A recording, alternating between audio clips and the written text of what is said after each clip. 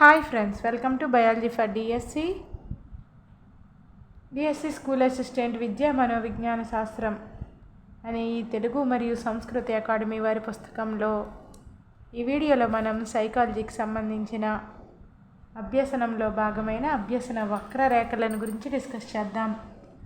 కాలం గడుస్తున్న కొద్దీ అభ్యసన వేగంలో ఎలాంటి మార్పులు వస్తున్నాయో తెలియజేయి వక్రరేఖను అభ్యసన వక్రరేఖ అంటారు. కాలం గడుస్తున్న కొద్దీ అభ్యసన వేగంలో ఎలాంటి మార్పులు వస్తున్నాయో తెలియజేయి వక్రరేఖని అభ్యసన వక్రరేఖ అంటారు.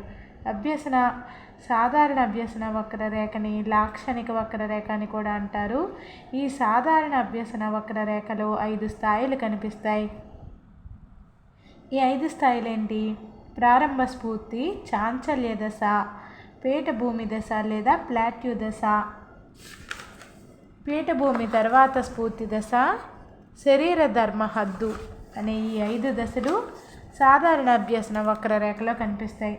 ప్రారంభ స్ఫూర్తి, ఈ దశలో అభ్యసన వేగం అతి ఎక్కువగా ఉంటుంది. అభ్యసన వేగం అనేది చాంచల్య దశ, అభ్యసన వేగంలో హెచ్చుతగ్గులు కనిపిస్తాయి. చాంచల్య దశలో పీఠభూమి దశ లేదా ప్లాట్యూ దశ, ఈ దశలో అభ్యసన వేగం తాత్కాలికంగా నిలిచిపోతుంది.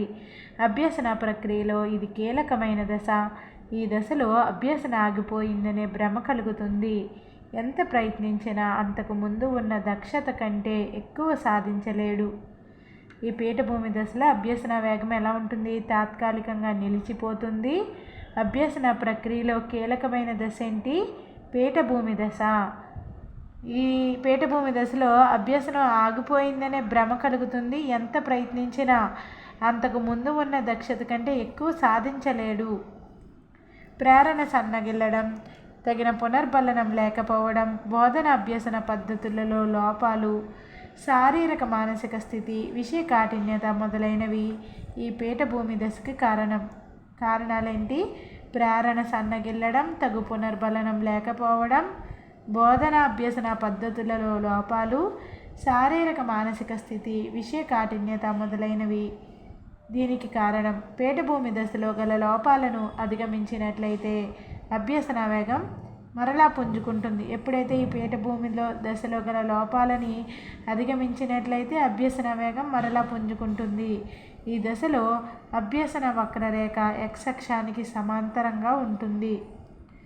ఈ పీఠభూమి దశలో ఏ దశలో అభ్యసన వక్రరేఖ x అక్షానికి సమాంతరంగా ఉంటుంది అని అడుగుతారు. పీఠభూమి దశలో అభ్యసన వక్రరేఖ x అక్షానికి సమాంతరంగా ఉంటుంది. నెక్స్ట్ 4వ దశ ఏంటి? పీఠభూమి తర్వాత స్ఫూర్తి దశ. నూతన బోధన అభ్యసన పద్ధతులను ఉపయోగించడం వలన, బోధనోపకరణాలను ఉపయోగించడం వలన పీఠభూమి దశను అధిగమించి ఈ దశలో అభ్యసన వేగం మరలా పెరుగుతుంది.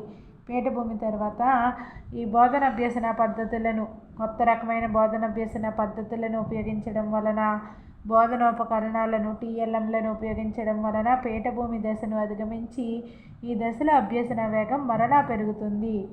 నెక్స్ట్ శరీర ధర్మహద్దు. అభ్యసన ప్రక్రియలో ఆఖరి దశ ఏమిటి? శరీర ధర్మహద్దు. దీని తర్వాత వ్యక్తి ఎంత ప్రయత్నించినా అభ్యసనను మెరుగుపరుచుకోలేడు.